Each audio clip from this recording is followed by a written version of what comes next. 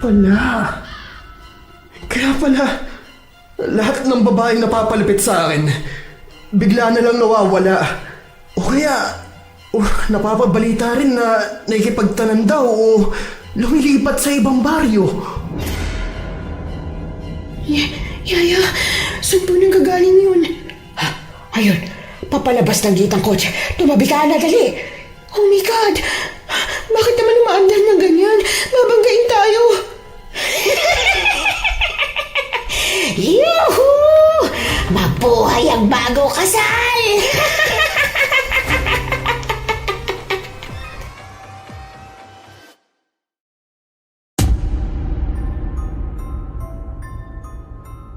Bilang isang anak mayaman na kagaya ko, masasabi kong kulang ako sa atensyon ng mga magulang. At yung kakulangang yon, napunan ng mabait kong yaya, si Yaya Helena. Siya ang naroon sa lahat ng mga oras na dapat ang mga magulang ko ang naroon. Sa saya, sa kalungkutan, at sa mga magagandang memories. Pero ang hindi ko alam, may isa palang bata na nangungulila habang ako ay masayang kasama ang magulang niya. Ganyan po ang tema ng ating kwento ngayon. Pero bago ang lahat, kung bago ka pa lang dito sa channel, please like, subscribe, and hit the notification bell para updated kayo sa bawat kwentong ilalabas. May bago tayong storya 3 hanggang 4 na beses sa isang linggo. At ngayon, para sa tampok nating kwento.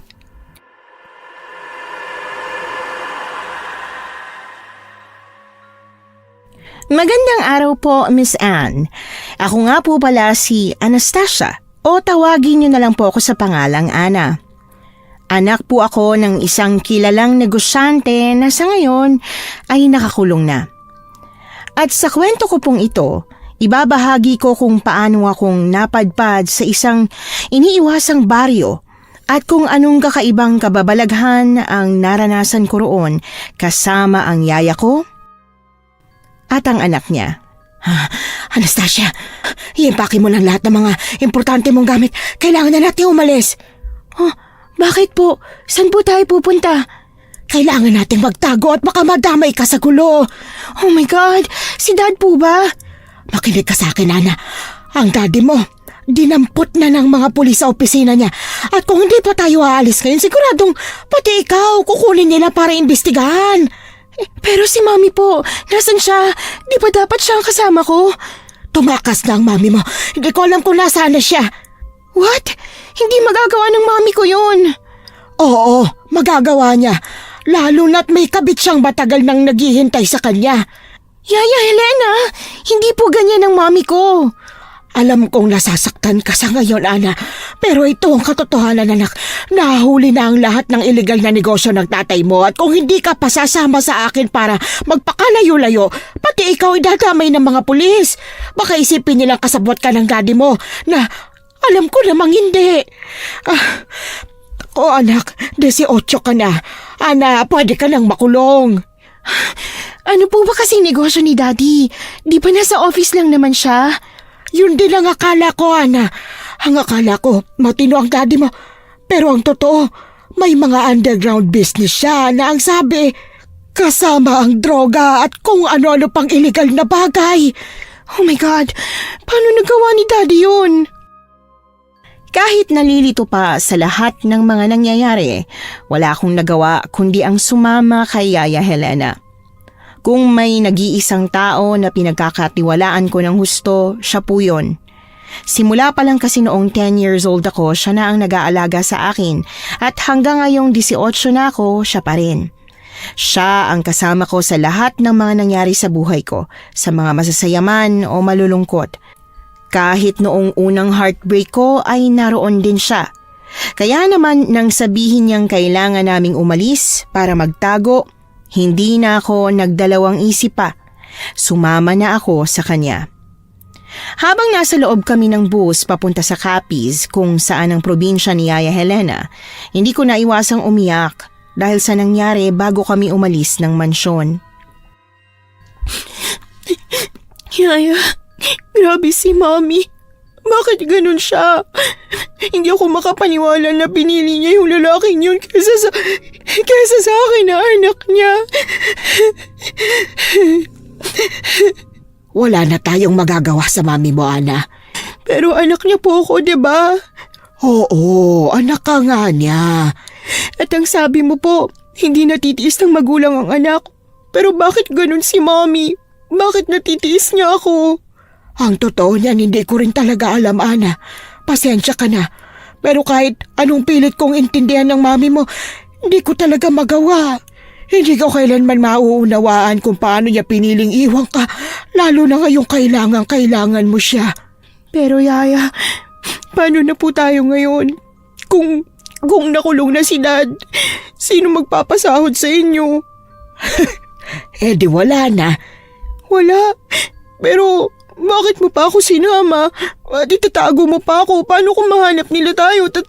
Tapos ikaw madamay. Kung hindi kita tutulungan, sino tutulong sa'yo? May relatives naman po ako. At sa tingin mo ba tutulungan ka nila? Hindi ko rin po alam. Nai-imagine ko na kung anong magiging reaksyon ni tita kapag lumapit ako sa kanya. Nalulungkot ako. Ang daming kaibigan nila mami, pero kung si mami nga hindi ako tinulungan, paano pa kaya yung mga kaibigan niya? Ganon talaga, iha. Minsan, may mga kaibigan na kasama lang talaga sa saya. Kapag naghihirap na, wala na. Sa ngayon, wag mo na munang masyadong intindihin ang mga nangyayari. Isipin mo na lang muna ang sarili mo kaysa sila. Huwag ka mag-alala dahil nandito ako. Kasama mo ako.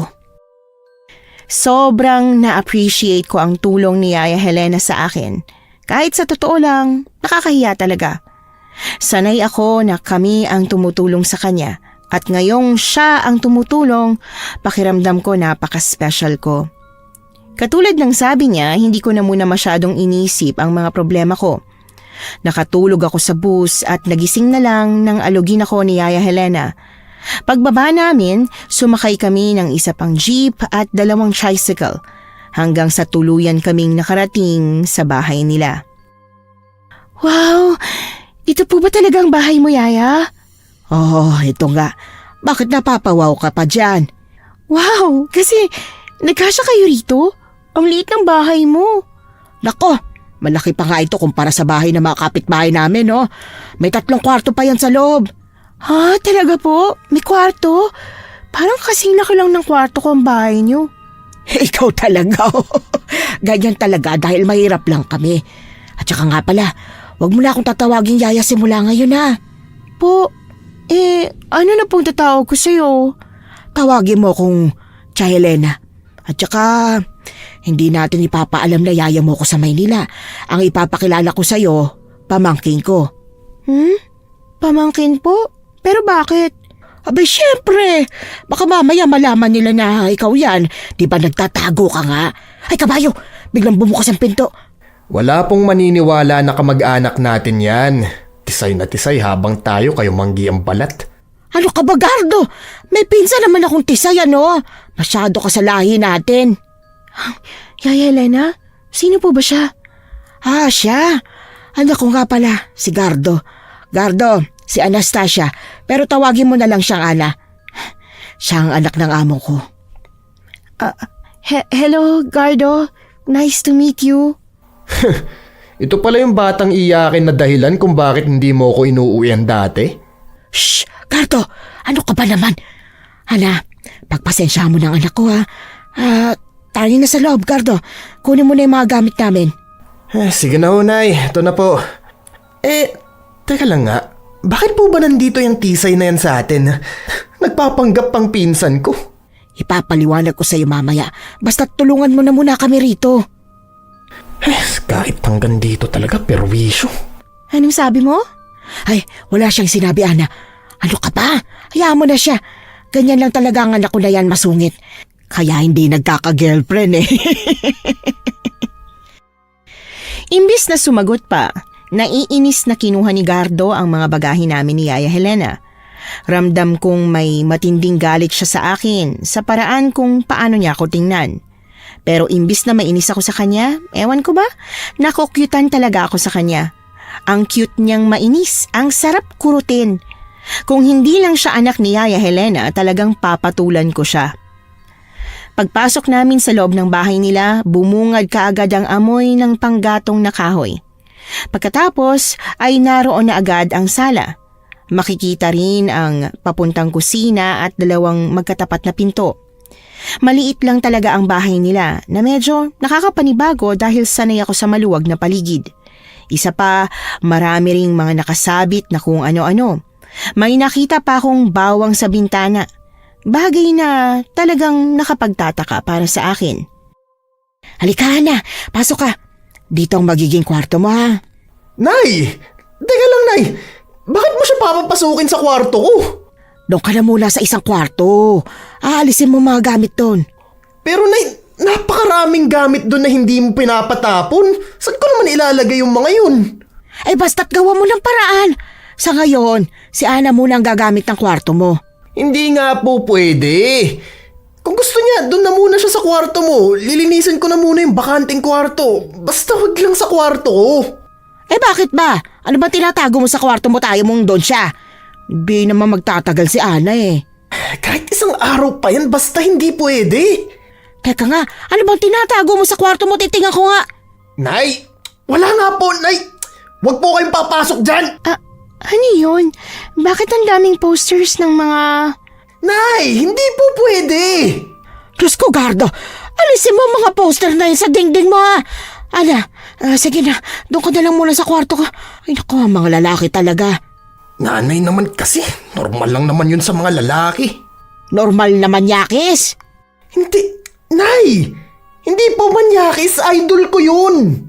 Dalawa lang yan. Kung hindi mo pinagpapantasyahan, pinapantasya mong maging ikaw yung babae. Bading po, Yaya?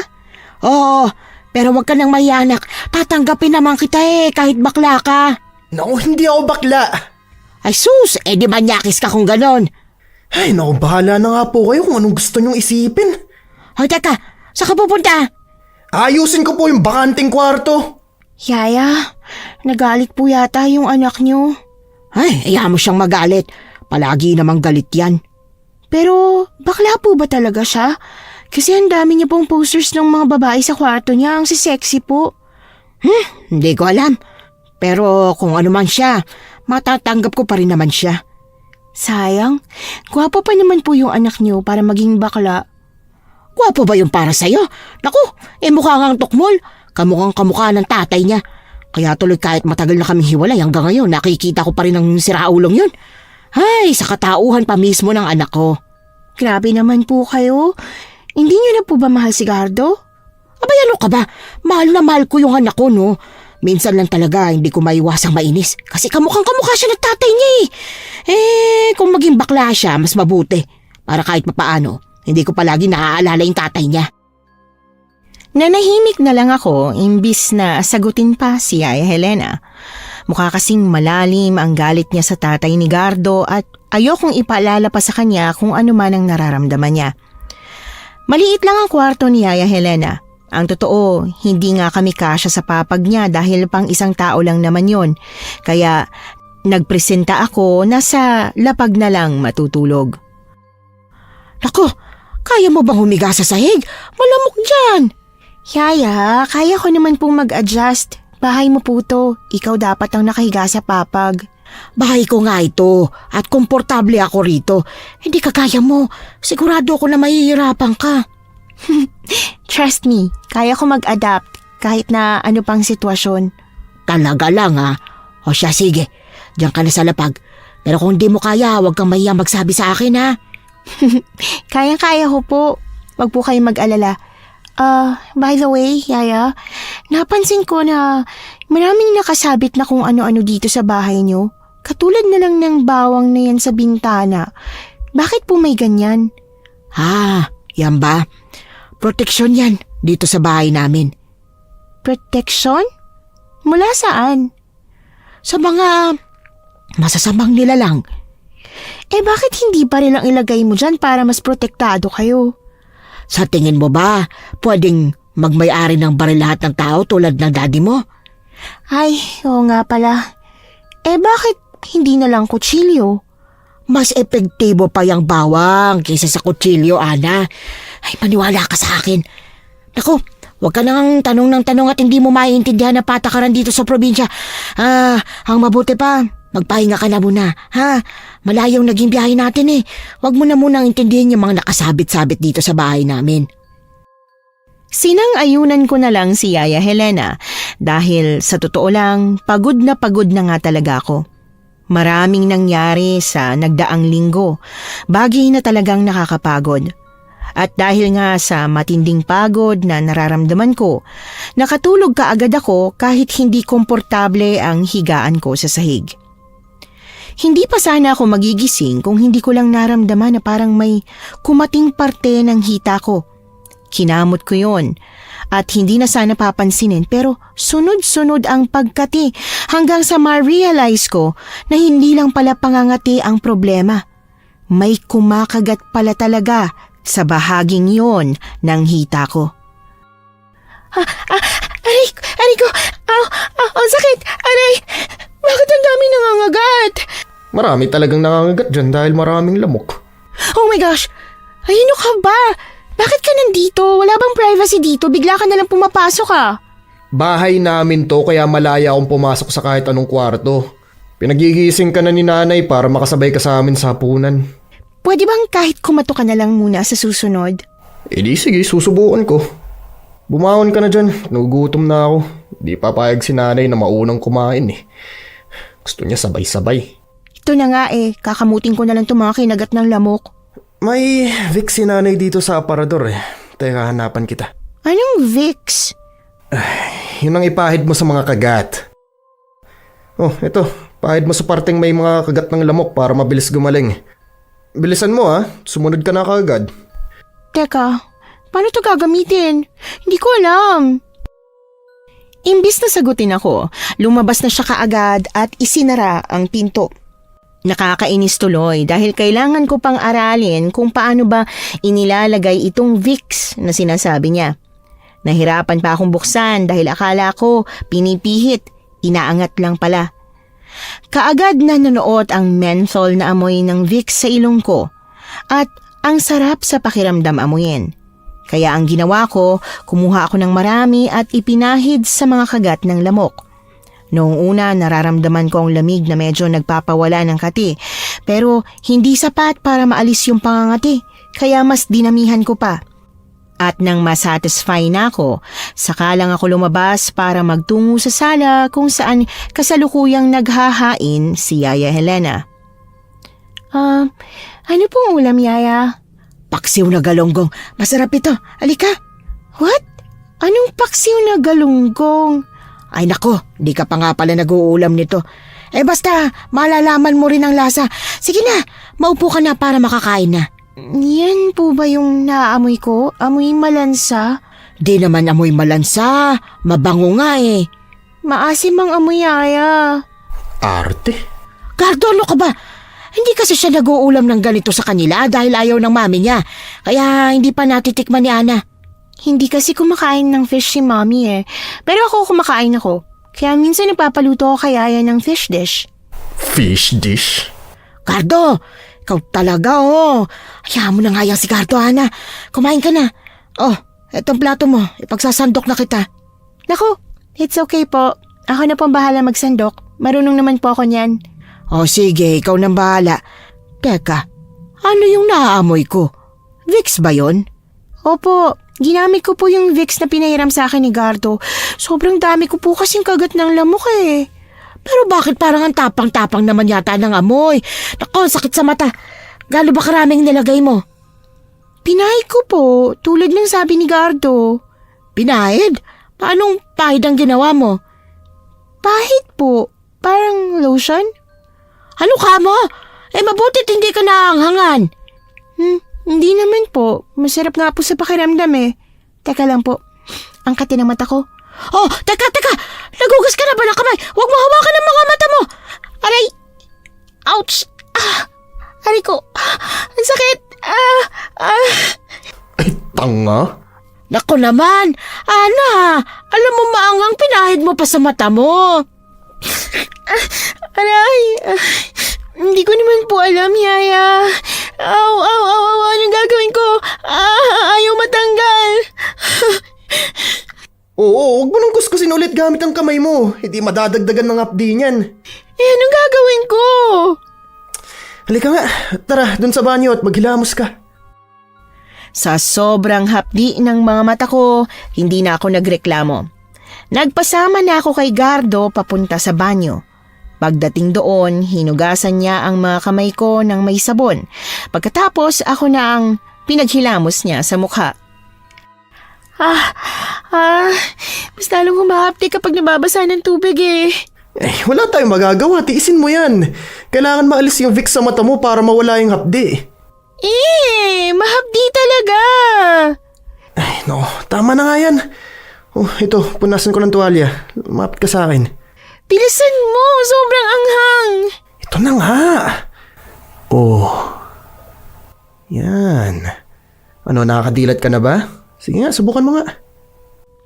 Sinubukan kong idilat ang mga mata ko pero medyo malabo pa ang paningin ko kaya pumikit ako ulit. Hindi pa. Punasan mo pa. Ano ka sinuswerte? Ikaw na magpunas dyan sa mga mata mo. Tanda-tanda mo na kasi. Tanga-tanga mo pa rin. Pero, hoy! Imbis na tulungan ako, talagang iniwan niya ako. Wala akong nagawa kundi ang mag-isang pinilit alisin ng hapdi sa mga mata ko. Mabuti na lang at kahit papaano nagawa kong pahupain ng hapdi. Kaya lang, ramdam ko pa rin talaga na parang namamaga. Puno ng sama ng loob na kumain ako kasabay sila.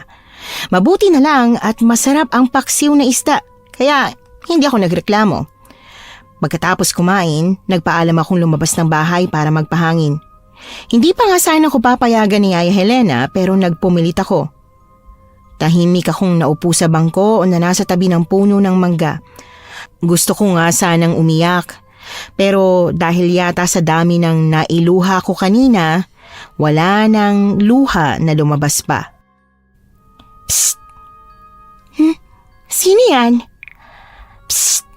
Sino ka? Ikaw ang sino? Ba't mo ako tinatawag? Nasaan ka ba? Nandito ako sa gate. Kaibigan ako ni Gardo. Sino ka? Bakit nandiyan ka sa bahay nila? Ha? Pinsan ako ni Gardo. Pinsan mo? Antisay mo naman para maging pinsan niya. Eh di, huwag ka maniwala. Kung pinsan ka niya, anong ginagawa mo rito? Bakit ba ang dami mong tanong? Nakakainis naman, imbis nagpapahangin ako may pakialamerang nakikiepal. Pakialamerang epal? Ba't? Ana? Nasaan ka na ba? Bumalik ka na dito sa loob, gabi na oh. Pinapabalik na tuloy ako. Di na ako nakapag-relax ng dahil sa'yo. Huy, Ana, ano ba? Hindi magandang nasa labas ka pa. Tsaka sino pang kausap mo dyan? Kausap ko yung babaeng kaibigan mo.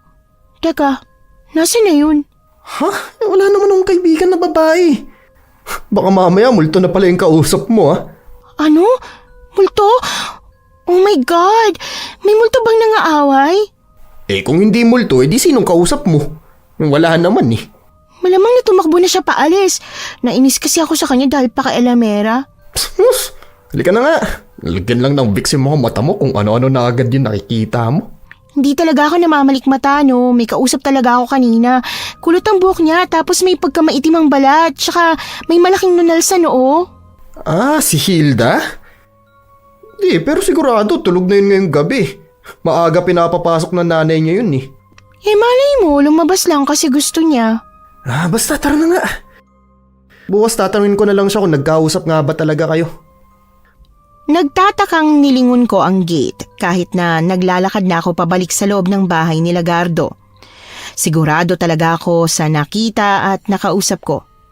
Ang nakapagtataka lang ay kung paanong ganoon siya kabilis biglang nawala. Ang weird.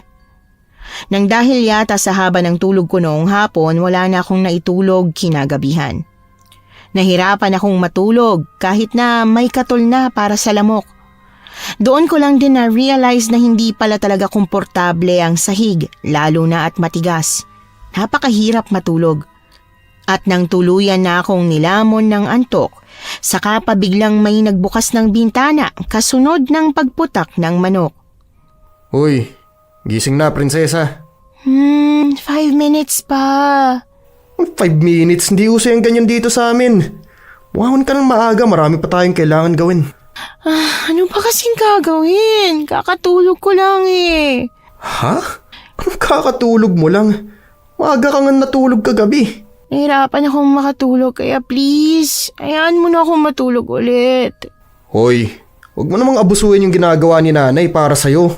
Alam mo, sinabi niya nga sa akin kung bakit ka nandito eh. Kung tutusin, delikado pa nga na tinatago ka niya. Tapos ganyan lang ang gagawin mo? Tatamad-tamad ka?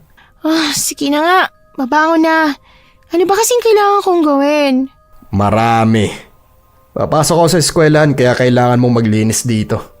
Nasaan ba si Yaya Helena? Ayun, naghahanap siya ng bagong trabaho. Dahil nga wala siyang trabaho, di ba? Kawawa naman si Yaya. Sinabi mo pa. Baka nga mapilitan pa akong huminto sa pag-aaral dahil sa nangyari. Teka lang, Gardo. Okay, kung ganun, sabihin mo sa akin lahat ng mga kailangan kong gawin. Huwag kang mag-alala. Nilista ko na lahat ng kailangan mong gawin. Kahit inaantok pa, pinilit kong bumangon para makatulong tulad ng sinabi sa akin ni Gardo. Binigyan niya ako ng listahan ng mga gagawin at karamihan talaga sa mga yon ay hindi ko alam kung paano. Ang alam ko lang yata magwalis, hindi pa sigurado kung maayos. Itong pagluluto, hindi mo na kailangan gawin yan dahil nagawa na yan ni nanay kanina bago siya umalis. Pero lahat to, kailangan mo matapos yan ngayong araw. Parang ang dami naman yata nito. Ganyan talaga karaming ginagawa rito sa bahay namin. O siya, sige na, halis na ako. Ayusin mo lahat yan ha. Teka, ano tong nakalagay dito na maglilinis ng kulungan ng manok? Paano ko gagawin yun? Basta linisin mo lang. Dali lang yan.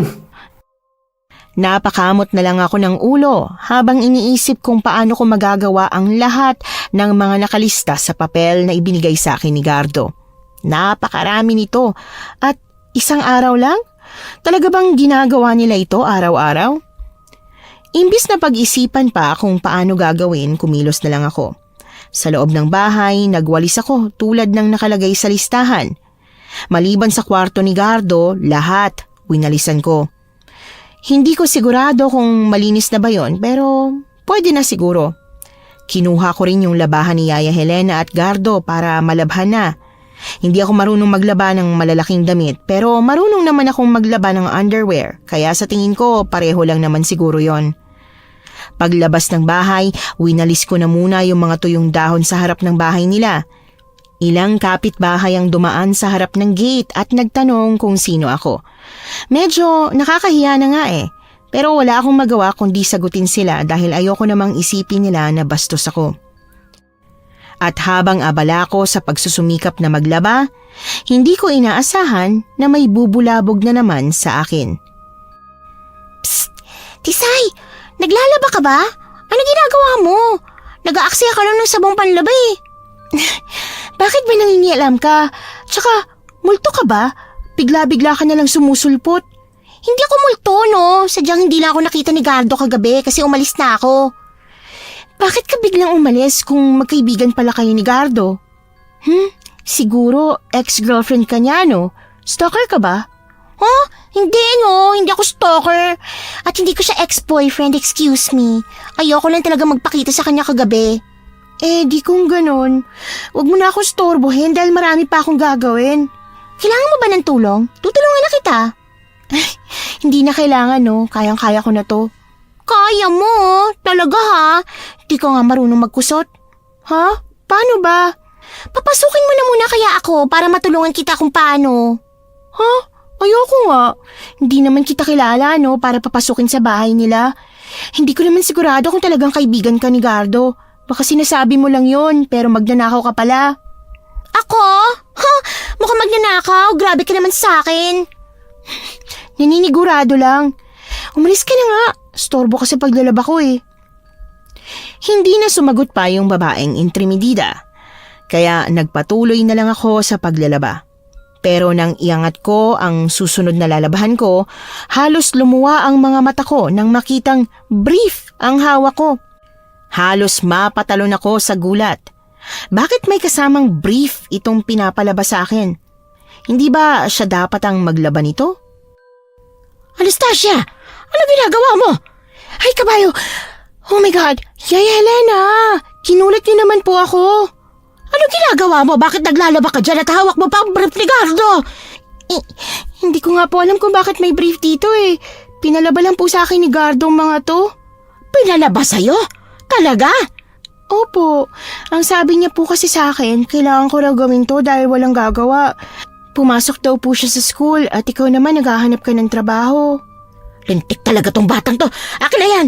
Ay, pinagtitripan ka ni Gardo. Hinahayaan mo lang. Pinagtitripan? Di ba po normal lang na gumawa ng mga gawaing bahay? Oo, normal. Pero hindi ang maglaban ng pangalawang araw mo pa lang dito. At mas lalong hindi ang maglaban ng brief ng di mo na maasawa. Kaagad nag-init ang buong mukha ko nang marinig ang sinabi ni Yaya Helena. Doon ko lang din na-realize na pinaglololoko lang ako ni Gardo. Alam niyang marami sa mga pinagawa niya sa akin ang hindi ko talaga alam, pero pinagawa niya pa rin. Nakaramdam ako ng matinding inis sa kanya. Ana, pagpasensya mo na yung anak kong yun ha. Di ko talaga alam kung bakit niya ginagawa sa'yo ito eh. Hayaan mo, kakausapin ko siya pag uwi niya. Hayaan niyo na po, Yaya. Ako na pong kakausap sa kanya. Ayoko naman po na magkaroon kayo ng away ng dahil lang sa akin. Ako na po mismo magtatanong. Sigurado ka ba? Opo. At saka, sa totoo lang, gusto ko rin po talaga matuto ng mga gawaing bahay. Sa sitwasyon ko po kasi ngayon, kailangan ko matuto eh. Lalo na, at malayo ng buhay ko sa buhay ko dati.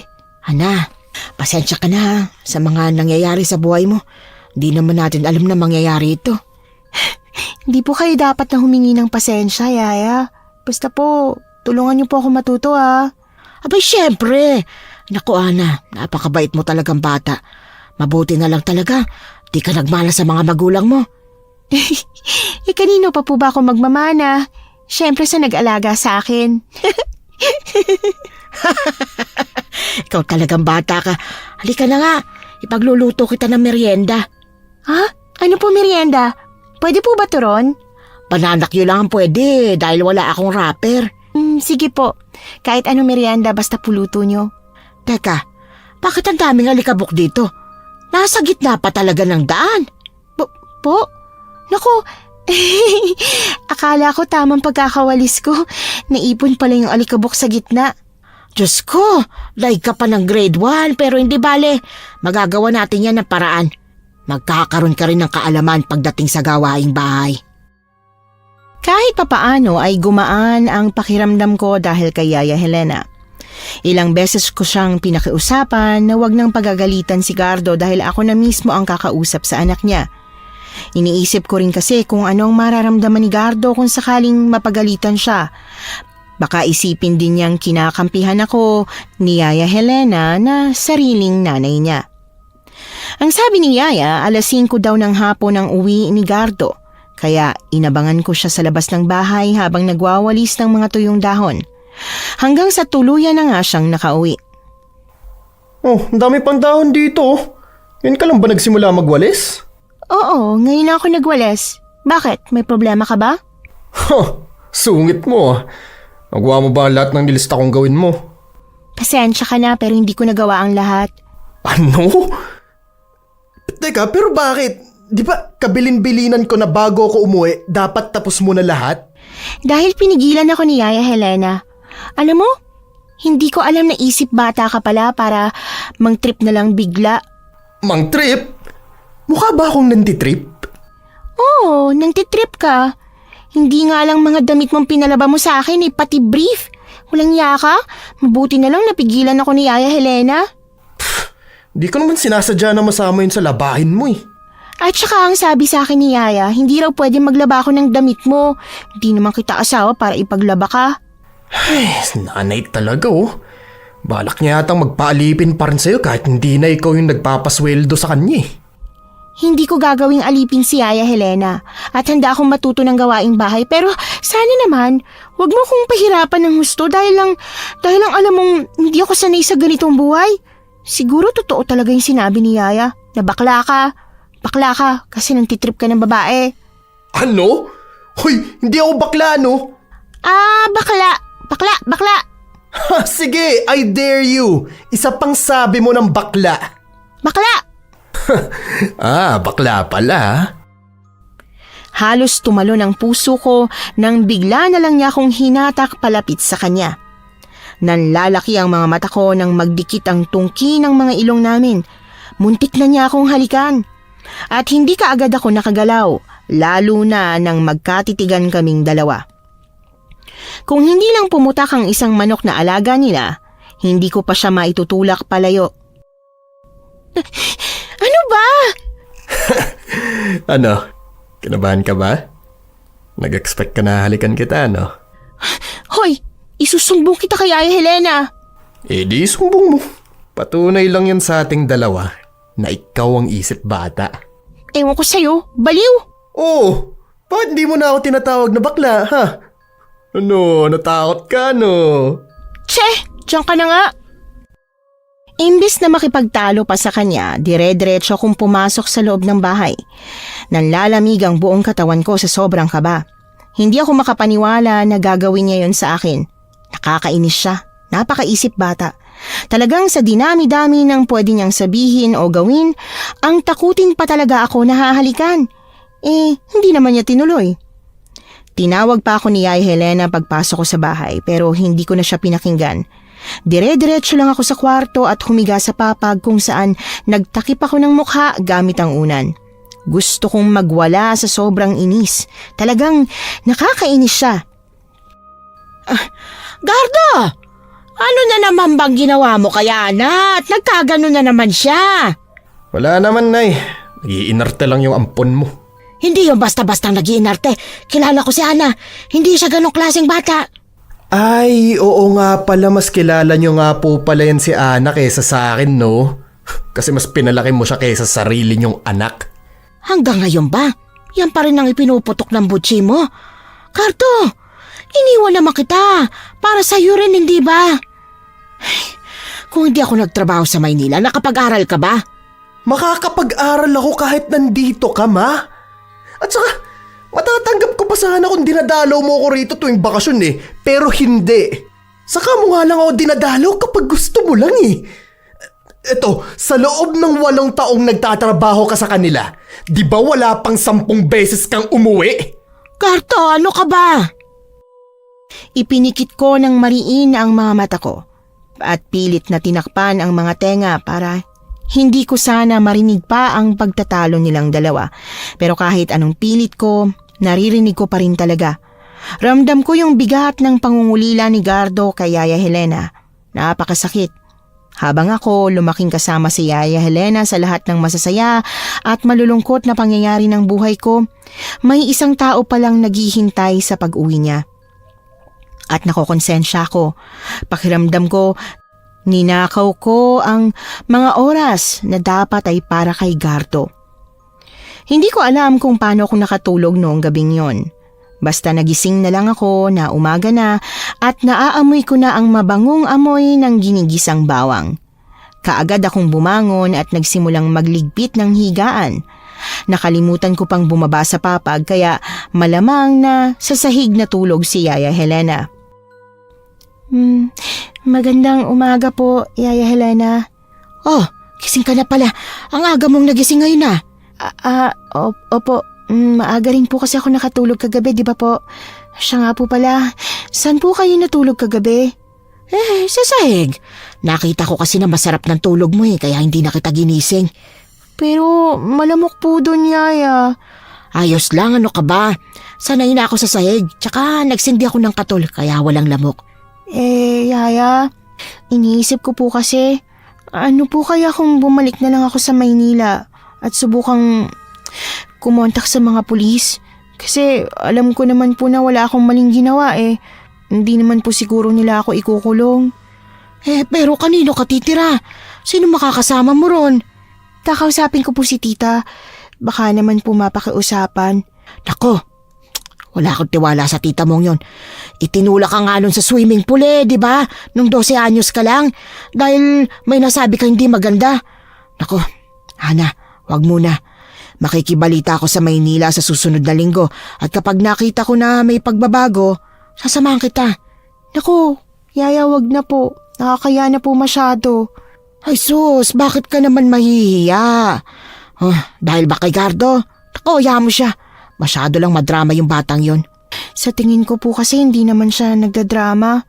Totoo naman po lahat ng mga sinabi niya eh. Nahawa po ako sa kanya. Sabik siya sa pagmamahal ng isang ina na binuhos niyo po sa akin. Ay, Diyos ko ka namang bata ka O siya, sige. Pag-usapan natin sa susunod. Sa ngayon, tulungan mo na lang muna ako maghain ng pagkain ha. Tapos gisingin mo na rin si Gardo dahil papasok pa siya sa eskwelahan. Talaga pong pag-uusapan natin sa susunod? Oo, basta makinig ka na muna sa akin. Hindi porke 18 ka na. Hindi mo na ako kailangan ha. Hindi mo na kailangan ng gabay na mas nakatatanda sa'yo. Ako ang nag-aalaga sa'yo, kaya pakinggan mo ako. Pag-usapan natin yan sa susunod. Sige po. Sa totoo lang, gustong gusto ko na talagang umalis sa bahay ni na Yaya Helena. Mas lalo kasi talaga akong nailang na tumira, lalo na nang marinig ko ang mga sinabi ni Gardo. Pero dahil si Yaya Helena ang nag-aalaga sa akin, wala rin akong pera at hindi ako pwedeng basta na lang umalis. Nanatili na lang muna ako ng walang imik kapag nasa paligid si Gardo. Pagkalipas ng ilang linggo, unti-unti na rin akong nasasanay sa mga gawaing bahay. Naroong nasunugan ako ng sinaing, napaso sa pinipritong isda. Napatakas ko pa ng hindi sinasadya ang manok at kung ano-ano pa. Pero lahat ng yon, tiniis ko. Hindi rin naman nagreklamo si Yaya Helena, maging si Gardo ay hindi na rin ako kinakausap. Hanggang sa isang araw, habang abala ako sa pagpapakain ng manok, muling nagpakita sa akin yung kaibigan daw ni Gardo. Hindi kayo magpinsan ni Gardo, no? Magano kayo? May gusto ka ba sa kanya? Ang tagal mong di nagpakita dito ah. Ay, namiss mo ba ako? Kung nandito ka na naman para mangulit, sorry pero hindi mo ako makukulit. Busy ako sa mga gutom na manok. Hindi mo pa sinasagot ang tanong ko, oy. Di nga kayo magpinsan ni Gardo, no? Kung hindi nga kami magpinsan, ano naman? Bakit ba big deal sa'yo yun? Dahil ayoko may kahati kay Gardo. Akin lang siya. Eh di sa'yo na, saksak mo sa baga mo. Kunwari ka pa? Eh gusto mo rin naman siya. Ewan ko sa'yo, paniwalaan mo kung anong gusto mong paniwalaan. Kailangan mong mawala, Ana. Hindi pwedeng dalawa tayo. Pwede bang umalis ka na? Akala ko ba magkaibigan lang kay ni Gardo? May lihim ka palang pagtingin sa kanya. Kung gusto mo, tutulungan na lang kita magtapat ng nararamdaman mo sa kanya. Talaga? Ako? Tutulungan mo ako? Oo, para mapatunayan ko sa yung hindi mo ako kaagaw kay Gardo. Sige. Kung ganon, pakibigay to sa kanya. Ano yan? Regalo ko. At pakisabi na rin sa kanya na pumunta sa tagpuan namin, ha? Sige, ako nang bahala magbigay nito sa kanya. Pagkatanggap ko ng sinasabi niyang regalo, umalis na kaagad siya ng walang paalam. Nagkibit balikat na lang ako at saka nagpatuloy sa pagpapakain ng mga manok. Sa totoo lang, hindi ko alam kung paano ko ba iaabot ito kay Gardo gayong hindi naman kami okay. Nilakasan ko na lang talaga ang loob ko nang dumating siya galing sa eskwelahan. Gardo? Bakit? Ano kasi, yung babaeng sinasabi ko sa'yo na nakipag-usap sa akin, yung kaibigan mo raw, may inabot siya sa akin. Eto. Ano to? Mali ko, iabot ko raw sa'yo eh. Tsaka magkita raw kayo sa tagpuan nyo. Ay, kulit talaga niyang si Hilda. Bakit? Dati na ba siyang nagtapat ng feeling sa'yo? Sinabi niya rin sa'yo? Oo, pinagseselosan niya kasi ako. Pwede bang kausapin mo siya at sabihin pinsan mo nga talaga ako? Ayaw niya kasi maniwala sa akin eh. Ay, naku naman. O siya, ako nang bahala. Kapag kinausap ka niya ulit, huwag mong pansinin. Pumasok ka na lang dito sa loob ng bahay. Bakit pa? Ano ba talagang meron sa inyong dalawa? Basta, sundin mo na lang kung ano sinasabi ko. Okay. Ipinagkibit balikat ko na lang ang sinabi ni Gardo, lalo na at sa tingin ko, sa paraan kung paano siya magsalita, parang alam na niyang may gusto talaga sa kanya yung babaeng pinangalanan niyang Hilda. Hindi ko nga alam kung yung parehong babae bang sinasabi niya ay yung babae rin na nakakausap ko dahil hindi ko naman talaga alam ang pangalan ng babae. Ano man yun, sana lang tantanan na ako nung babaeng yun. Kinagabihan sa kalagitnaan ng mahimbing kong tulog na alimpungatan ako nang makaramdam ako ng panunuyo ng lalamunan. Kaya bumangon ako mula sa higaan at lumabas ng kwarto. Saktong paglabas ko ng kwarto, ay siya namang pagsara ng pinto palabas ng bahay. Kinabahan akong bigla. Kaya naisipan kong sumilip sa bintana para malaman kung sino ba yung lumabas. Naisip ko pa ngang baka magnanakaw. Pero nang sumilip ako at nakitang si Gardo yon, nagkibit balikat na lamang ako at inisip na baka makikipagkita na siya kay Hilda. Uminom lang ako ng tubig bago ako bumalik sa kwarto at naabutan si Yaya Helena na naalimpungatan din. Ana, saan ka nang galing? Uminom lang po ako ng tubig, Yaya. Akala ko kung saan ka na nagpunte. Narinig ko kasi bumukas at sumara yung pinto palabas ng bahay. Po? Paano niyo po nalaman na sa labas ng bahay yung nagbukas na pinto? Abay, syempre. Kabisado ko ng tunog ng bawat pinto dito sa bahay ko, ano? Ang galing niyo naman po. Samantalang ako, hindi ko nakabisado yung tunog nung sa bahay namin. Kung ganoon, bakit nga bumukas yung pinto? Lalabas ka ba dapat? Opo, kaso nakakatakot na sa labas kasi sobrang dilim na po kaya hindi na po ako tumuloy. Bakit ka lalabas? Gabing-gabi na. Wala po, magpapahangin lang sana. Yaya, may itatanong nga po pala ako. Tungkol saan naman? Meron po kasing babae na nakikipag-usap sa akin dyan sa labas ng bahay niyo po. Hindi ko po pinapapasok kasi hindi naman ako sigurado kung totoo ba yung sinasabi niyang kaibigan siya ni Gardo. Kilala niyo po ba siya?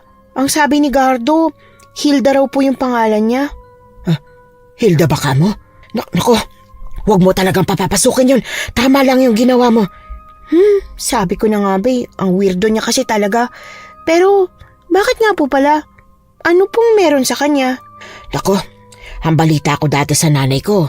Baliw na baliw yang si Hilda sa anak ko Ilang beses na niyang pinagtangka ang pasukin sa bahay si Gardo. At isa pa, palagi niyang sinasabihan ng anak ko na magpapakamatay siya. Kung hindi lang din magiging sila. Aba, grabe naman po. Nakakakilabot naman magmahal yung si Hilda. Nakakakilabot talaga. Pero sa pagkakaalam ko, huminto na siya sa pangungulit kay Gardo. Matagal na. Ano ba mga pinagsasasabi niya sa'yo? Wala naman po. Kung ano-ano lang. Hayaan niyo na po. Basta hindi ko na po siya papapasukin kung sakali mang gusto niyang pumasok ulit. Siya, sige. Pagpasensyahan mo na lang At may mga ganong klaseng tao talaga. Ang mabuti pa. Halika na, matulog na ulit tayo. Ayos ka lang ba dyan sa baba? Baka nilala mo ka ulit, dito ka na lang sa itaas. Si Yaya talaga. Hindi na po. Ayos lang po ako dito. Komportable na. Hindi ko alam kung bakit nagsinungaling ako kay Yaya Helena.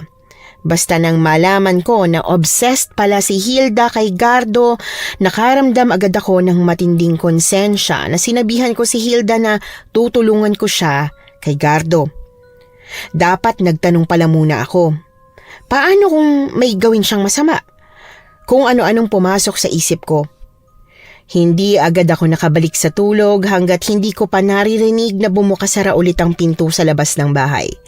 Saka lang ako nakatulog nang masigurong nakabalik na nga si Gardo. Naging payapa ang tulog ko noon. Pero ang hindi ko inaasahan ay nang magising ako kinaumagahan, nakaramdam ako ng matinding hapdi sa balat. Pagmulat ko ng mga mata, para tingnan kung anong nangyari sa balat ko, laking gulat ko nang makitang may mga maliliit na kulay pulang pantal. Agad akong napabalikwas ng bangon sa higaan at lumabas para hanapin si Yaya Helena. Yaya! Yaya Helena! Yaya, ano po to? bang nangyari sa'yo't natataranta ka? Tingnan niyo po to.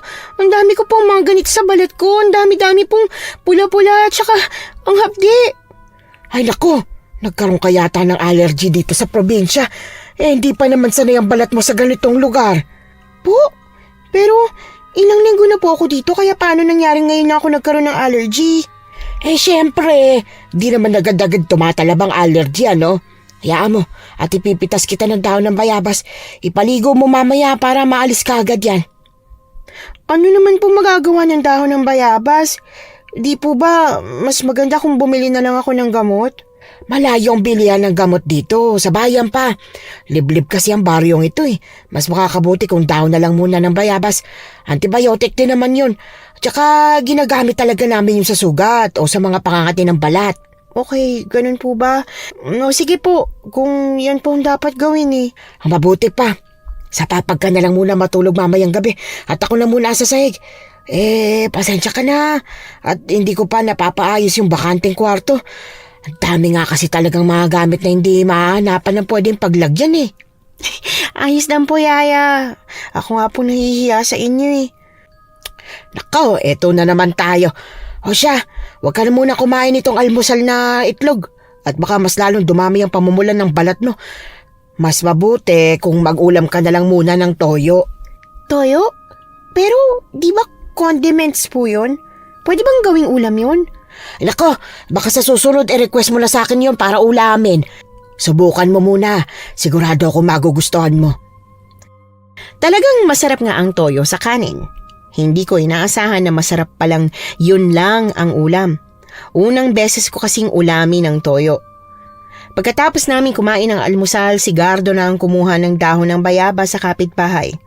Wala naman din siyang pasok sa eskwelahan at nagmamadali na rin si Yaya Helena dahil malilate na raw siya sa trabaho. O yan, iilaga mo yan doon. Tapos, hintayin mo magkulay ang tubig bago mo hanguin. Pagkatapos nun, halo mo sa tubig na ililigo mo. At baka naman ibuhos mo ng direkta sa balat mo, ha? Hindi naman ako tanga para hindi malaman na mapapasok ko pag ginawa ko yun, no? Malay ko ba kung gawin mo nga talaga? Alam mo, bahala na nga. Sasamahan na nga kita para sigurado. Baka mapagalitan na naman ako ni nanay. Mabuti pa nga. Baka mamaya magkamali pa ako ng pagpapakulo. Baka hindi umepekto. Ang arte naman kasi ng balat mo. Wala eh. Pinanganak talaga akong ganito. Wala na akong magagawa. Siya nga pala. Lumabas ka kagabi, ano? Ha? Ako lumabas? Hindi oh. Hindi raw. Huwag ka nang mag-alala at hindi naman kita sinumbong kay Yaya. Pinuntahan mo ba si Hilda? Ang totoo niyan, lumabas nga talaga ako kagabi. Kita mo na? Magsisinungaling ka pa kitang-kita kaya kita. Pero yun nga eh, hindi ko alam na lumabas ako. Nagulat na lang ako, nasa harap ko na bigla si Hilda. Oh, ano nangyari? Ayun, binalik ko sa kanya yung binigay niya sa akin na pinabot niya sa'yo. Alam mo, sa susunod huwag kang tatanggap ng kung ano-ano sa kanya. Ayokong paasahin yung tao eh. Narinig ko nga kay Yaya na obsessed siya sa'yo. Pasensya ka na hindi ko naman din kasi alam. Tsaka, bakit pa hindi mo siya magustuhan? Dahil ba hindi siya kagandahan? Wow! Ano bang tingin mo sa akin, Ana? Sa ganda lang ng tao tumitingin? Wala akong problema sa itsura ni Hilda kung yun yung iniisip mo ah. Ang problema ko, yung sobrang pagka-obsessed niya sa akin. Hindi ko gusto ang babaeng naghahabol sa akin. Ang gusto ko, yung ako yung may gusto sa babae. Kung sa bagay, tama ka naman. Tsaka, nakakatakot din yun kapag obsessed sa'yo. Sorry talaga hayaan mo at hindi ko nakakausapin yung si Hilda. Ayos lang, di mo rin naman alam eh. Hindi ka ba natatakot sa kanya? Bakit naman ako matatakot sa kanya? Kasi baka totohanin niya yung pagpapakamatay kasi hindi mo siya gusto. Ay sus! Di niya gagawin yun. Posible. Paano mo nasabing hindi niya gagawin? Paano kung ma-depress talaga siya tapos gawin niya? Alam mo, wala namang nagpapakamatay na nagpapaalam, Ana. Tandaan mo yan. Kung hindi nga magpakamatay, ikaw naman ang patayin at ilibing para wala na makaagaw sa'yo. At sa tingin mo ba talaga magagawa niya yon? Hindi ako naniniwala. O yan, pwede na tong dahon ng bayabas mo. Maligo ka na. Hayaan mo na si Hilda, ang asim mo. Hoy, hindi ako maasim, no? Siyempre, katawan mo yan, hindi mo maaamoy. Hindi ko na sinagot pa si Gardo. Sa halip ay pumasok na ako sa banyo bit-bit ang pinakulong dahon ng bayabas. Binuhos ko yon sa timbang may tubig bago ko isinara ang pinto para makaligo na. Masarap sa pakiramdam nung nabanlawan ng balat ko ng may maligamgam na tubig. Nabawasan ang hapdi at kating nararamdaman ko. Buong akala ko nga magiging maayos na ang balat ko na mawawala na ang mga namumulang butlig pero hindi pa rin. Dahil pagdating ng hapon, mas tumindi pa ang hapdi at pangangati. Hindi na rin maganda ang pakiramdam ko kaya hindi ko na pinilit pang ituloy ang paglilinis. Oh, Ana, ano nangyari sa'yo? Ba't parang nananamlay ka? Hindi ko rin talaga alam. Pakiramdam ko lalagnatin ako. Tsaka mas sumasakit yung balat ko ngayon. Nako, matagal pa si nanay. Ang mabuti pa, uminom ka na muna ng gamot sa lagnat. Tapos, magpahinga ka na muna doon sa kwarto mo. Baka sakaling pagdating ni nanay, okay ka na. Sige, ganun na lang ang gagawin ko. Pero may gamot ka ba? Sabi ni Yaya, malayo pa raw yung bilihan ng gamot dito eh.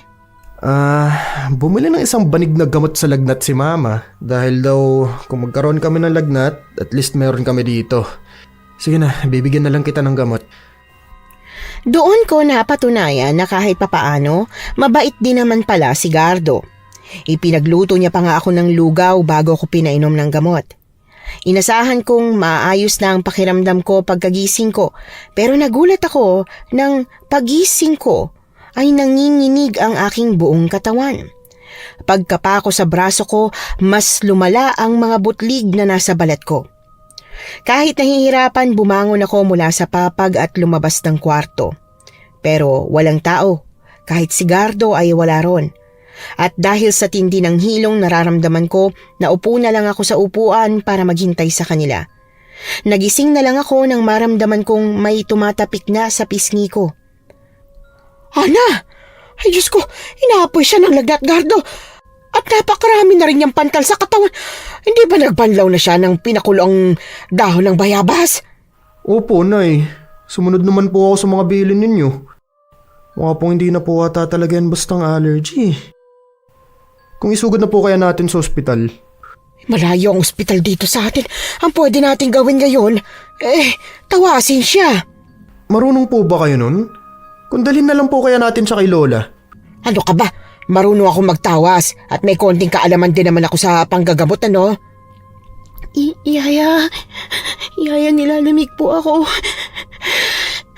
Oo, anak. Akong bahala sa'yo. Gagamutin kita. O sige na, Gardo. Kumuha ka na ng kandila at saka maliit na palanggana. Tatawasin ko na siya para malaman natin kung paano siyang gagamutin. Hindi ko maintindihan kung anong pinag-uusapan ni Yaya Helena at Gardo. Basta't nakita ko lang na nagsisindi na siya ng kandila at ipinatak na yon sa tubig habang may kung ano-anong ibinubulong. Pagkatapos ay hinilot niya ang ulo ko pati na rin ang tiyan ko gamit ang langis na amoy luya. Yaya, ano pong ginagawa niyo? Bukas ko ipapaliwanag sa iyo, Ana. Basta't magpahinga ka na lang muna ha. Bukas na bukas gagaling ka na rin. Walang niyang gumawa niyan sa'yo. Anong akala niya? Maiisahan niya ako? Nay, sino naman kaya ang gagawa niyan sa kanya? Wala naman siyang ibang kakilala dito sa baryo natin eh. Yan nga ang iniisip ko, Gardo. Sinong gagawa nito sa alaga ko samantalang dayo lang naman siya rito? Yun ang huling narinig ko bago ko tuluyang nakatulog ng mahimbing. Naalimpungatan na lang ako nang biglang pumasok sa isip ko yung sakit na nararamdaman ko kagabi. Nang magmulat ako ng mga mata, milagrong wala na yung mga butlig na nasa balat ko. Hindi ko na rin nararamdaman ang bigat ng pakiramdam at sakit sa ulo.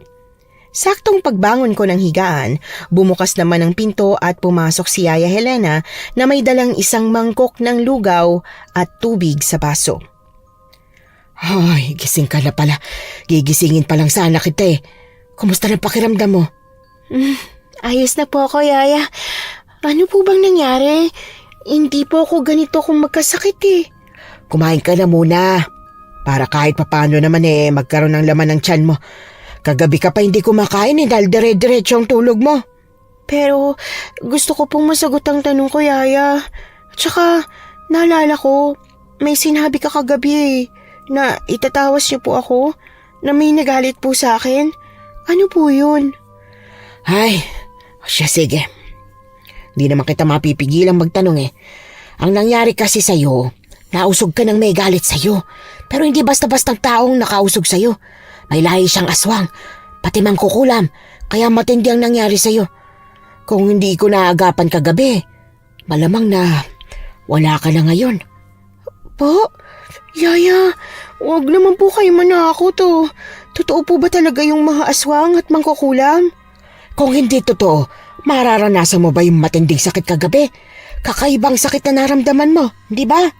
Opo, sobrang sakit po talaga. Kaya mag-iingat ka na sa mga kinakausap mo rito ha. Kung hindi mo kilalang mga kinakausap mo, wag na.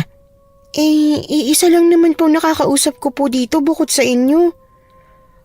Kung ganon, sino?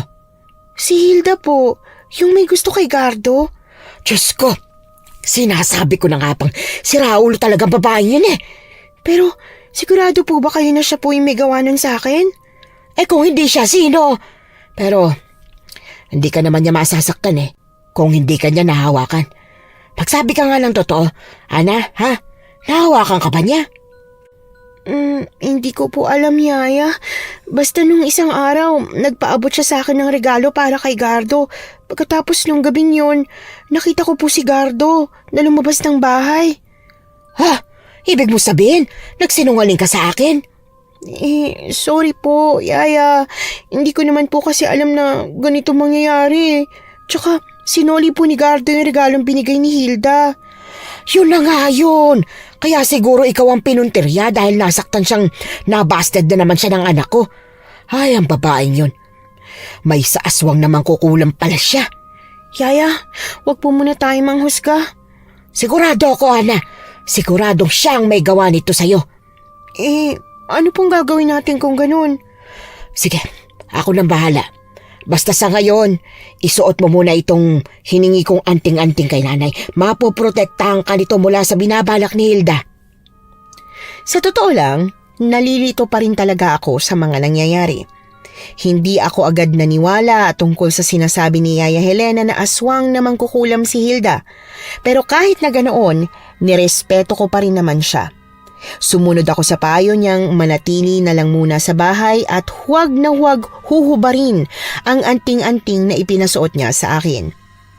Buong araw na naging maayos ang lahat. Pumasok sa trabaho si Yaya Helena habang si Gardo naman ay pumasok na rin sa eskwelahan. Tahimik lang akong naghintay sa kanilang dalawa hanggang sa sumapit ang hapon at nakarinig ako ng may bumabato sa bintana. Gusto ko sanang buksan, pero naisip ko na kung bubuksan ko yon, malamang na matatamaan ako ng bato. Psst! Ana! Ana! Buksan mo bintana! Nang marinig ko ang boses ni Hilda, agad ko na siyang binaliwala. Baka mamaya makulam at maaswang na naman niya ako. Lumabas na lang ako ng kwarto at saka sa sala na natili. Hanggang sa may narinig akong boses mula sa labas. Ana! Buksan mo ang gate!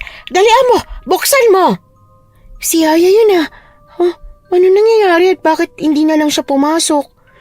Ana! Buksan mo ang gate! Nagtataka man, binuksan ko pa rin ang pinto at lumabas patungo sa gate. Naabutan ko si Yaya Helena doon na nag-aabang sa akin kaya pinagbuksan ko na siya ng gate, saka pinapasok. Yaya, bakit ka po ba kumakatok? Pwede ka naman pumasok na lang kaagad. Pasensya ka na. Sumasakit kasi yung kamay at braso ko Nahirapan akong abutin yung bukasan ng gate. Okay. Ganun po ba? Ano po yung dala nyo? Ako na po magdadala niyan kung nahihirapan kayo. Hindi na kailangan. Kaya ko naman. Halika na, pumasok na tayo sa loob. Ang aga nyo po yata ngayon Maaga kaming pinauwi. At saka, nag-aalala kasi ako sa'yo. Bakit naman po kayo nag-aalala sa akin? Nandito lang naman po ako sa loob ng bahay, tsaka magaling na po ako. Ay basta, huwag ka na lang maraming tanong. Ay siya nga pala, si Gardo, wala pa ba? Wala pa po. O siya, sige. Tayo na sa loob at may dala akong merienda para sa'yo. Talaga po? Ano po yan? Banana cue po ba? Walang nagtitinda ng banana cue sa labas. Kumakain ka naman ng suman, di ba? Wow, suman! Matagal na ako hindi nakatikim ng suman, Yaya. Naalala ko dati, nagdadala ka ng suman noon sa bahay pag galing ka sa bakasyon mo dito. Yun na nga. Natatandaan kong paborito mo rin itong suman kaya binilang kita. Excited na po ako makatikim ulit. Teka, kukuha ko ng platito sa kusina. Sa kusina? Bakit saan ka pupunta? Banyo yan. Ay, nako, pasensya ka na at medyo pagod lang. Nag-uulian na rin kasi. Wag po kasi kayo masyadong magpakapagod, Yaya. Imbis na sagutin ako, ngumiti lang siya at dumiretso na sa kusina. Habang ako naman, naupo sa may sala para hintayin siya. Ilang saglit pa, bumalik na siya bitbit ang isang platito na may suman. Sa kanya yun inilapag sa ibabaw ng lamesang kaharap ko. Oh, kumain ka lang dyan May hahanapin lang ako. May nakalimutan kasi ako Ano po bang nakalimutan nyo? Baka pwede po kitang tulungan. Naku, hindi na. Kumain ka na dyan ng suman. Sige po. Kung kailangan nyo po ng tulong, sabihan nyo lang po ako. Pagkatapos noon ay tinalikuran na niya ako. Hindi ko na siya pinansin pa. Sa halip, natatakam na binalingan ko ng tingin ng suman na nasa harapan ko at mabilis na dinampot ang tinidor. Sa sobrang excitement, tinusok ko agad yung suman. Pero pagkaangat ko noon, may napansin akong kakaiba. Nanliit ang mga mata ko nang makita si Yaya Helena na pumasok sa kwarto ni Gardo. Kaagad kong naibaba ang tinidor. Sa pagkakatanda ko, kahit kailan ay hindi pumasok si Yaya Helena sa kwarto ni Gardo, lalo na kung walang permiso ng anak niya. At kung may hinahanap man siya, ano namang hahanapin niya sa kwarto ni Gardo? Imposible namang may naiwan siya sa loob. Tahimik na ibinaba ko ang tinidor, lalo na nang isara na niya ang pinto. Pagkatapos ay tumayo ako mula sa pagkakaupo at dumiretso sa kwarto namin ni Yaya Helena. Mabilis na kinuha ko ang itak na nakatago sa ilalim ng papag. Alam kong meron nun dahil nakikita ko kapag nasa sahig ako natutulog. Hindi lang ang itak ang dinala ko, pati na rin ang nakasabit na bawang sa ibabaw ng bintana. Nang masiguro kong kumpleto na ang dala ko, buong lakas ng loob na inabangan ko siyang lumabas sa kwarto ni Gardo. At nang bumukas ang pinto, itinutok ko sa kanya ang itak. Ay, Diyos ko! Baging langit! Ana! Bakit mo ko tinututukan ng itak? Ibaba mo yan! Sino ka? Anong sino ako? Ako ito, ang Yaya Helena mo. Ibaba mo na yan at baka masugatan pa ako niyan. Hindi ko to bababa dahil alam kong hindi ikaw si Yaya Helena. Matagal ko siyang nakasama at siya nang naging nanay ko sa loob ng ilang taon kaya alam ko kung paano siya kumilos. Ano bang sinasabi mo? At paano mangyayaring hindi ako to? Kung ganon, sino ako, ha? Hindi ko alam. Pero alam kong posible dahil si Yaya mismong naniniwala sa mga ganitong klaseng bagay. Hindi ko alam kung ano mga pinagsasasabi mong bata ka. Ibaba mo na yan o malilintikan ka sa akin. Lalong hindi ganyan ang yaya ko. Ang yaya ko, hindi ako kailanman sinaktan. Kaya wag mo akong pagbabantaan. Talagang inuubos mong pasensya ko, ha? Halika nga rito. Sige, subukan mong lumapit at talagang magigilitan kita. Para naman kaya mong gawin, Anastasia. Lalo na sa mukhang ito. Sa mukha ng yaya mo. Hindi mo ako malilinlang. Sinubukan ko siyang hampasin ng itak na hawak ko. Pero kaagad niya akong napigilan. Nabigla ako, lalo na nang itulak niya ako at tumilapon ang hawak kong itak. Nanlilisik ang mga matang lumapit siya sa akin. Ang kaninang mukha ni Yaya Helena ay unti-unting napalitan ng nakakatakot na itsura. Kulubot ang balat niya. Ang ilong niya ay mahaba na parabang sa isang mangkukulam at ang kanyang mga mata ay kulay pula. At nang umiti siya sa akin, mas lalo akong kinilabutan dahil may matatalas siyang mga ngipin. Huwag kang nalapit sa akin. Ikaw ang may gusto nito. Papatayin na lang sana kita ng matiwasay. Papatayin na lang sana kita sa isang matinding sakit. Pero tinalo mo pa talaga ang sakit na yon. Ano bang kasalanan ko sa'yo, ha? Wala naman akong ginagawang masama. At sino ka ba? Wala kang ginagawang masama. Inagaw mo nga sa akin si Gardo.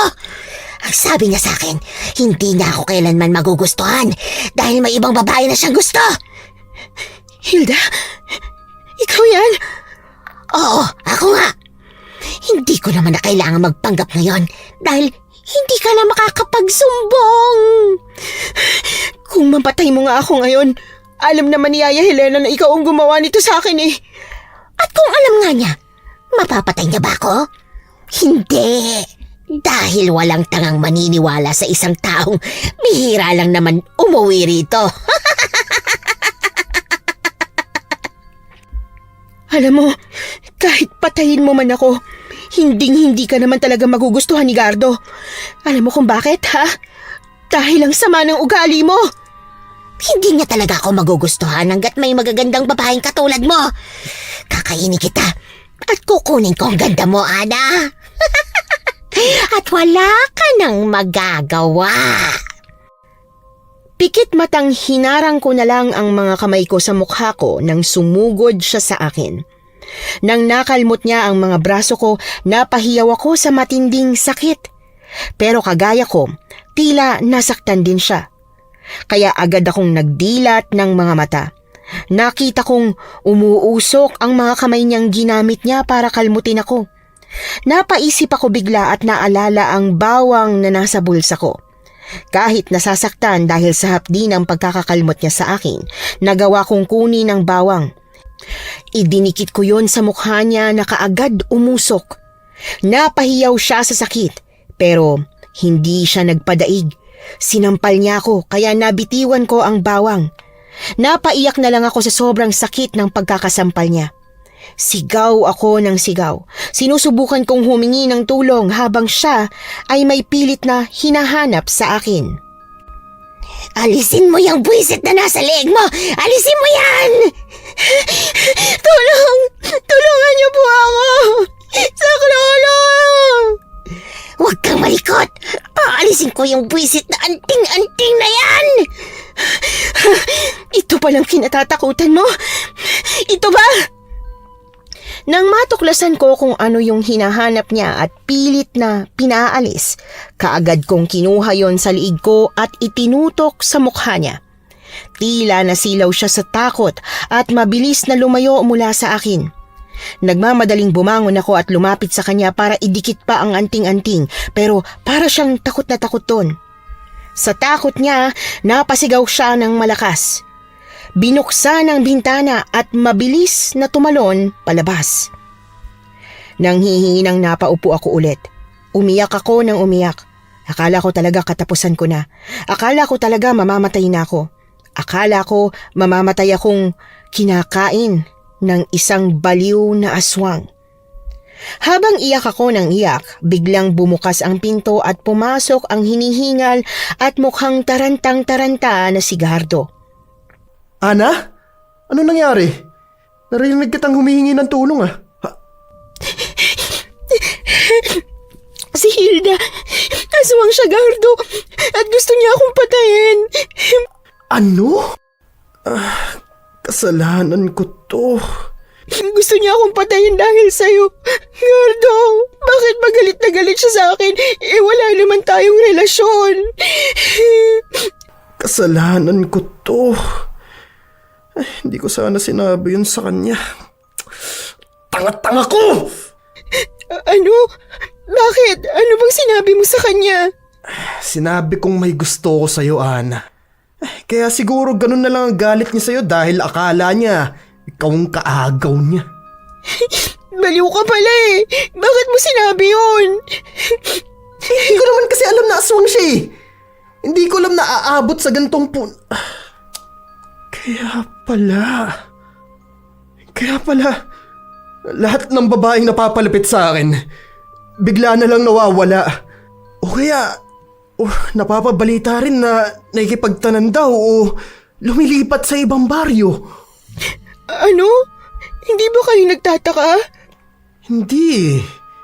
Dahil may kapangyarihan ang tatay ni Hilda. Mayaman ang pamilya nila at kaya nilang magbayad ng tao para lang mapatahimik. Hindi ko alam na ganito ang mangyayari.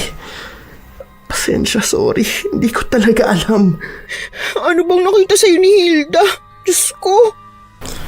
Ako ang tatapos nito, Ana. Huwag kang mag-alala. At hindi ka na masasaktan ulit ni Hilda. Teka, saan ka pupunta? Gardo, ano ka ba? Huwag kang magpadalos-dalos, Gardo! Akong kailangan niya eh. Kaya ako rin ang tatapos sa problemang to. Gardo, saglit lang! Gardo!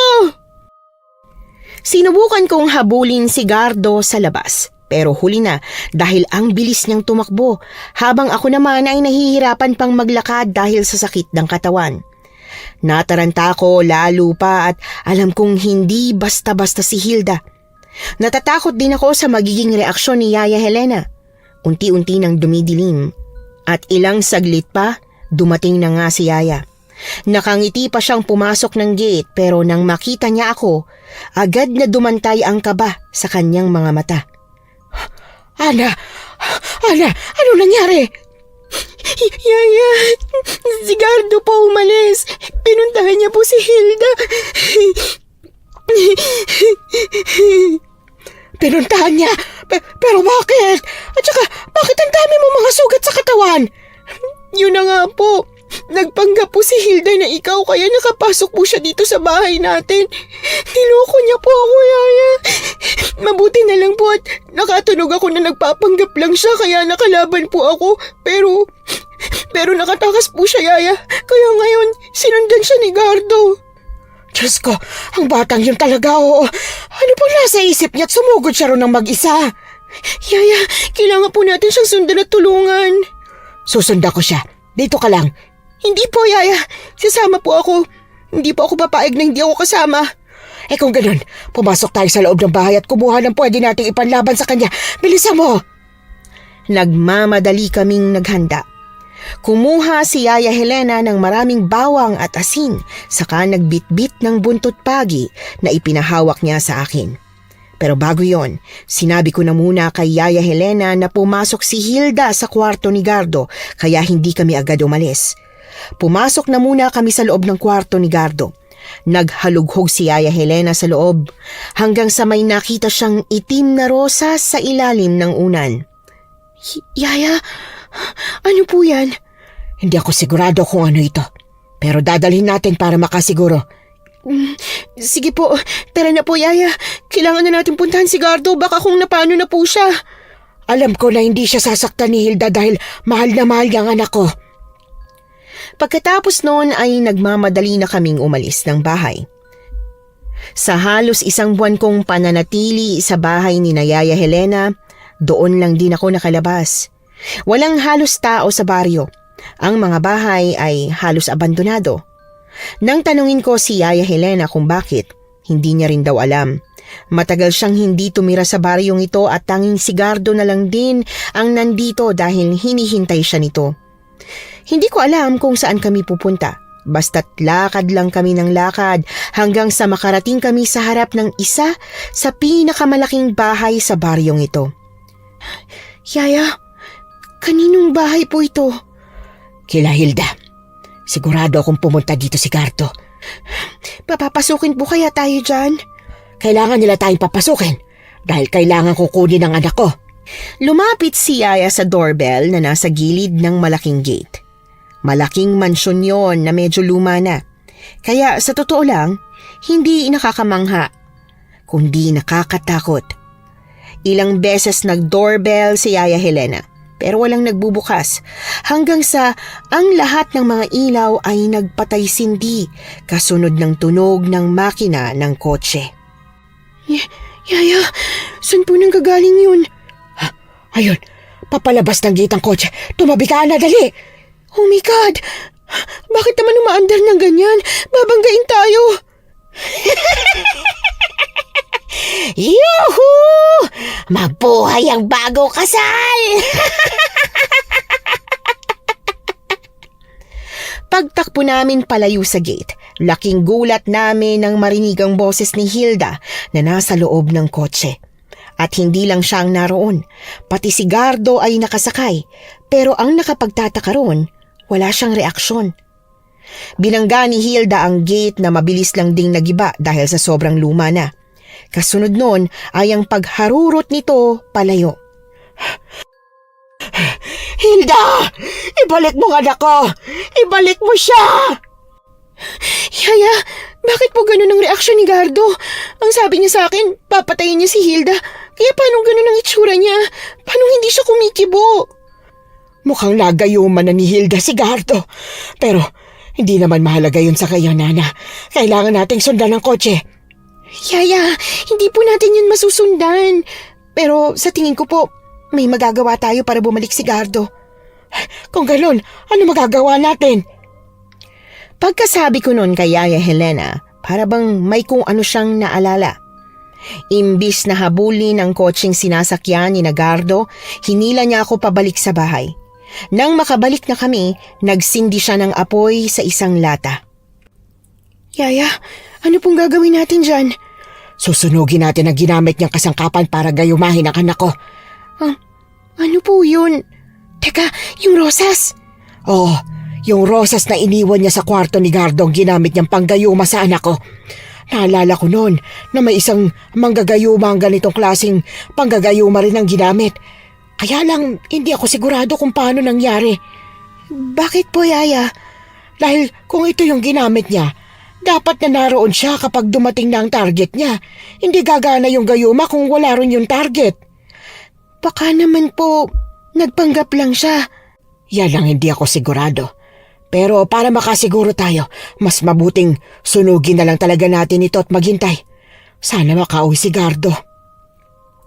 Talagang naawa ako kay Yaya Helena. Buong gabi niyang inabangan si Gardo na umuwi.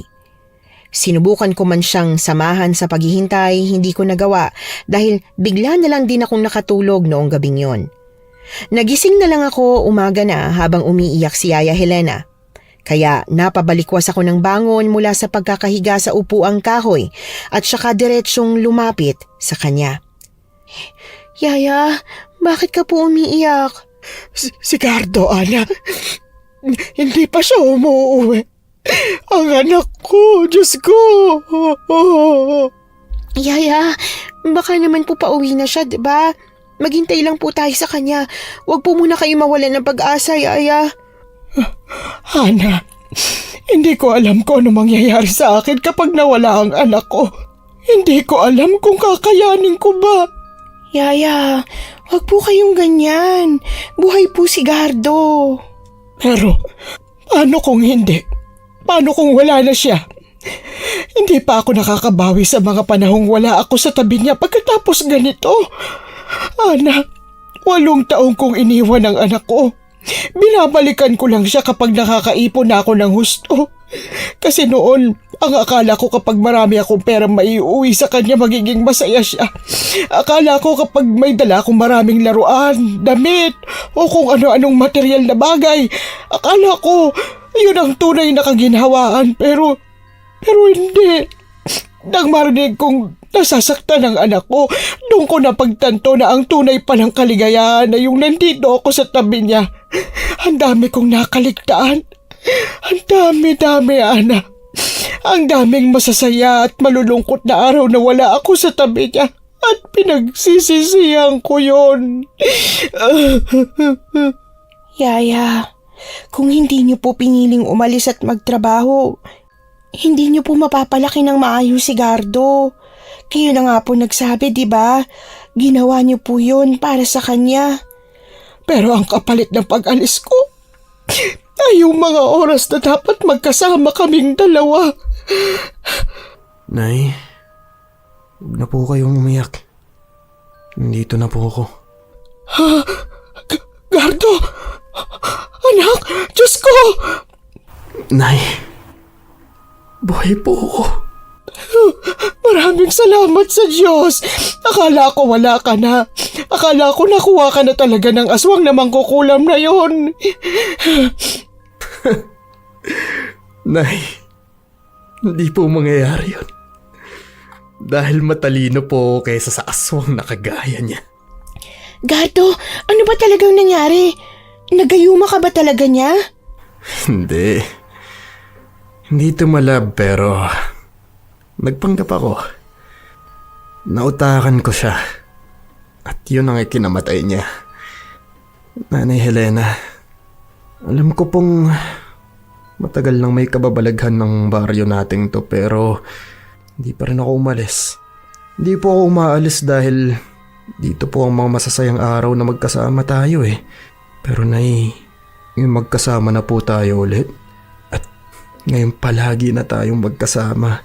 Siguro naman po, ito na ang tamang panahon para sumunod tayo kila Lola sa kabilang baryo. Kasama ba ako? Alangan, syempre sasama ka dahil pamilya ka na namin, di ba? Hindi ko kailanman inakala na magiging pamilya ang turing sa akin ni Gardo. Matapos ang lahat ng nangyaring yon, lumipat kami sa kabilang baryo kung saan naroon ang nanay ni Yaya Helena. Pagkatapos ay naging maayos na ang turing sa akin ni Gardo. Alam kong nahirapan siya dahil noong una ay galit siya sa akin dahil pakiramdam niya talaga inagaw ko sa kanya si Yaya Helena, pero nagawa niya pa rin akong patawarin. Nakwento niya rin sa amin kung ano talaga ang tunay na nangyari sa baryong yon, pati na rin kay Hilda. Simula noong lumipat daw sina Hilda sa baryo nila, nagsimula ng unti-unting maubos ang mga tao. Ramdam ng lola ni Gardo na may kakaiba, kaya siya lumipat. Pero nanatili si Gardo dahil nga ayaw niyang iwan ang bahay. Hindi niya naman akalain na aswang pala ang umuubo sa mga tao doon. Hindi pala dahil gustong lumipat o pumunta sa Maynila. Hanggang ngayon, ilang taon na po ang nakalipas, talagang nakalimutan na ako ng mga magulang ko. At Miss Anne, naging tunay na pamilya ko na po pala si Yaya Helena. Naging nanay ko po siya nang maging mag-asawa kami ni Gardo. Hanggang dito na lang po ang kwento ko at maraming salamat po sa inyong mga tagapakinig. Nagustuhan niyo po ba ang ating kwento ngayong araw? Kung oo ang sagot at hindi mo pa nagagawa, aba, subscribe na! Click the notification bell ha, para updated ka sa tuwing maglalabas kami ng bagong kwento. Click like at mag-iwan na rin ng comment. Masayang-masaya ako tuwing nagbabasa ng messages mula sa inyo. At kung may sarili kayong karanasan na gusto nyong ibahagi sa amin, email lang sa missanhorrorstories@gmail.com. Dire-diretso lang, missanhorrorstories@gmail.com. Malay nyo, sa susunod, yung kwento na ninyo ang binabasa namin para sa ating mga tagapakinig. Hanggang dito na lamang muna at muli po, ito po ang inyong si Miss Anne. Nagpapasalamat sa inyong patuloy na pagmamahal at pagsuporta.